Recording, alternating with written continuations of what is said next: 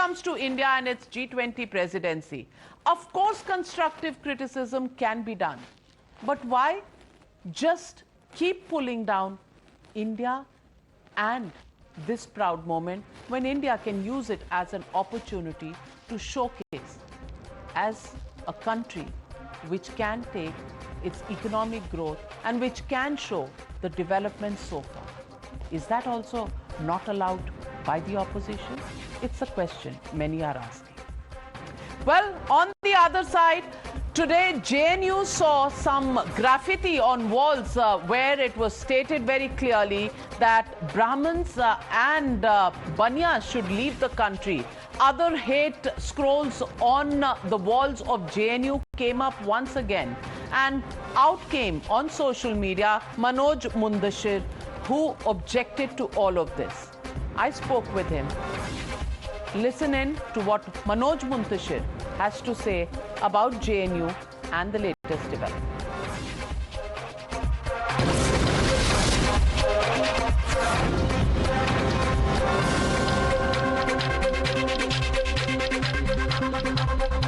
और आज हमारे साथ एक खास मेहमान जुड़ रहे हैं, मनोज मुंतशिर जी। इनके बारे में क्या कहूं, इन्हें पोएट कहूं, इन्हें राइटर कहूं, इन्हें कई शोज का जज कहूं, बस लफ्जों का खेल है, शब्दों का खेल है जो ये खेलते हैं और बस यूं शब्द पिरो देते हैं कि मुद्दे निकल आते हैं। मनोज मुंतशिर जी, आज टाइम्स नाउ और टाइम्स नाउ नवभारत के दर्शकों के साथ जुड़ने के लिए आपका बहुत बहुत धन्यवाद। आज फिर आपकी कलम चली है और आपने तो ब्राह्मणों के योगदान की गिनती भी आज करा दी, लेकिन देश की बड़ी यूनिवर्सिटी में दीवार पर लिखा जा रहा है कि ब्राह्मणों भारत छोड़ो। इसे आप कैसे देखते हैं?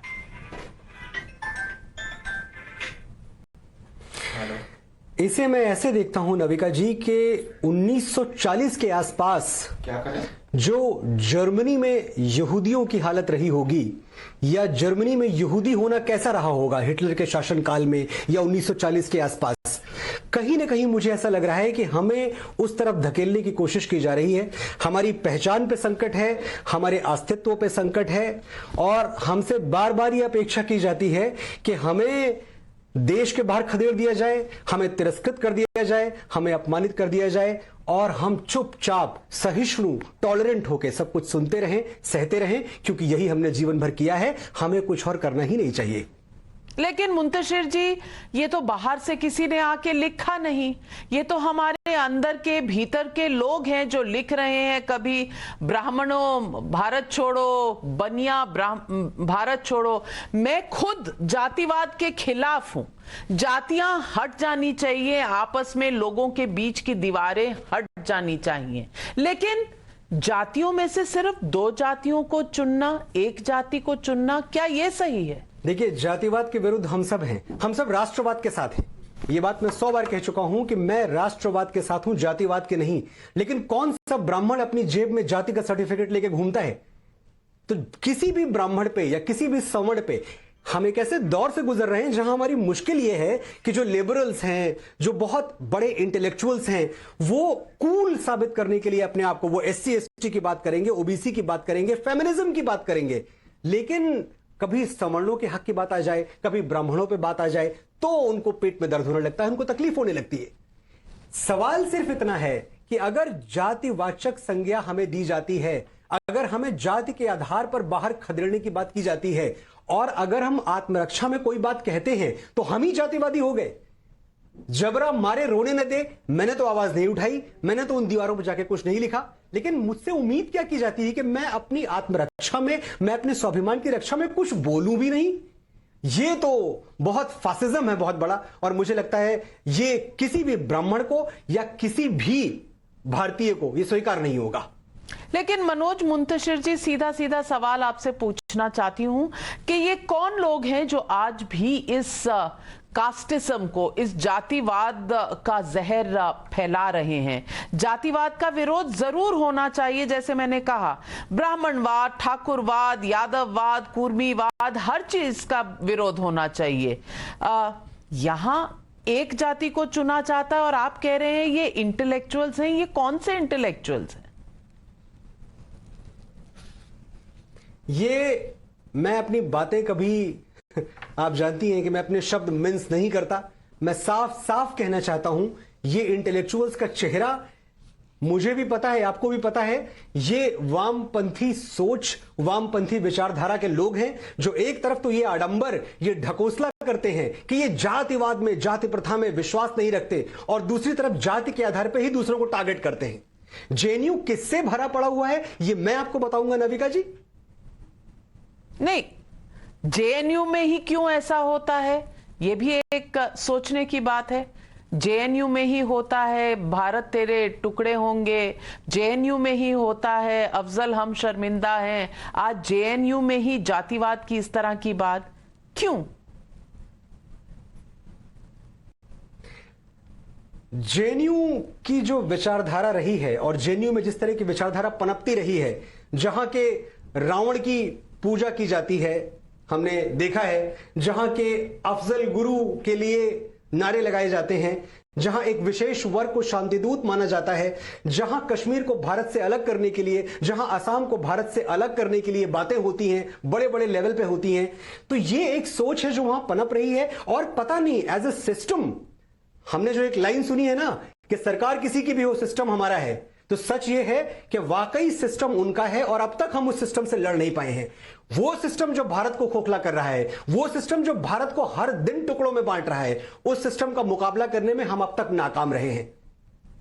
तो और ऊपर से जो केंद्र में सरकार है, कभी कभी आक्षेप ये लगता है, इल्जाम ये लगता है कि भाई सरकार तो बहुत हैवी हैंडेड तरीके से सबसे पेश आ रही है। मैं समझता हूं सरकार को हैवी हैंडेड तरीके से पेश आना चाहिए, अब तक तो नहीं आई है।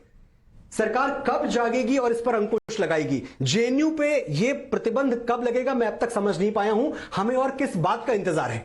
अब ये जो चीज आई है, जो ब्राह्मणों के खिलाफ नारे लिखे गए, जो दीवारें पोत दी गई हैं, मैं चाहता हूं कि इसके खिलाफ जो आवाजें उठें वो मेरे मुसलमान भाइयों की भी हो, वो भी आगे आए और बोले गलत बात है।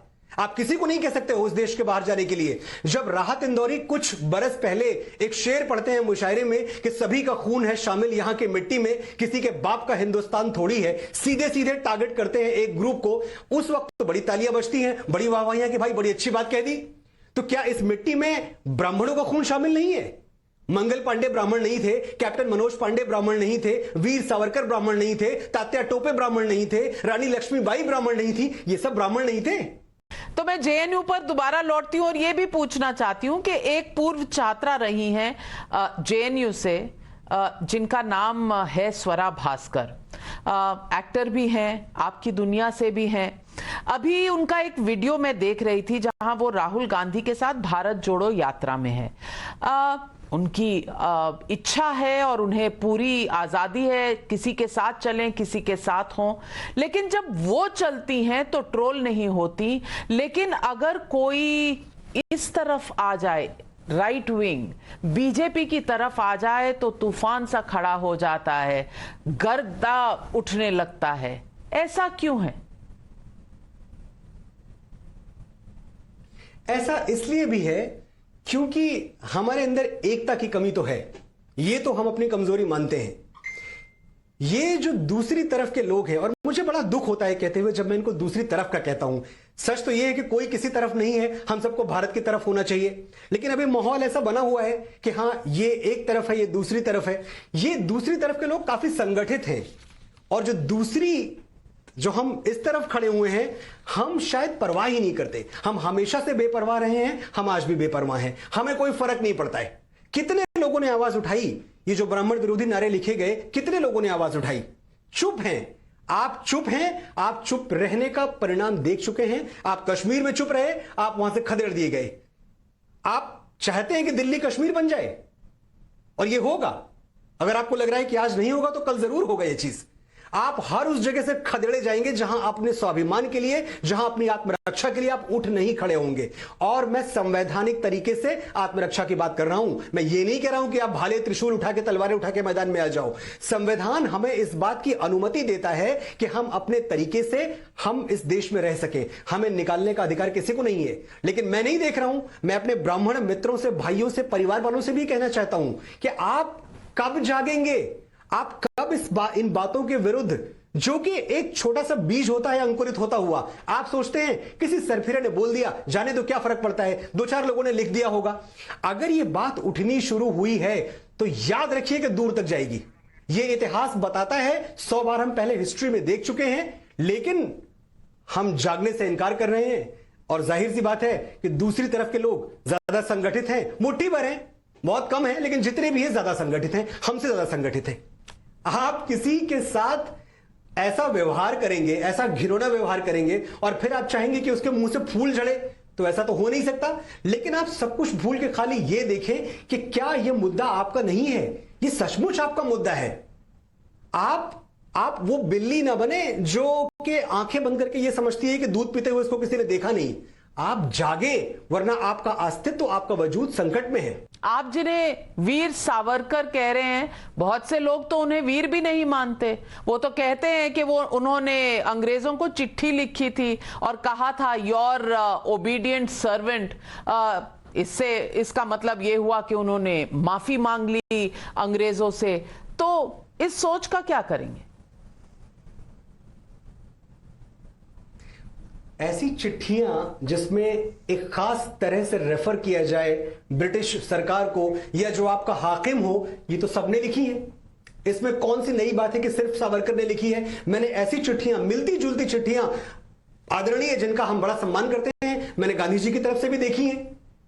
तो ये तो लिखा ही जाता है। जब आप एड्रेस करेंगे अपने वक्त के हाकिम को, तो एक तरीका होगा बात करने का ना। हम क्या अदालत में खड़े होकर मी लॉर्ड नहीं कहते?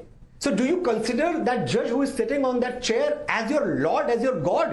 You do not consider him God. It's just the way of talking. It's the official way of communicating.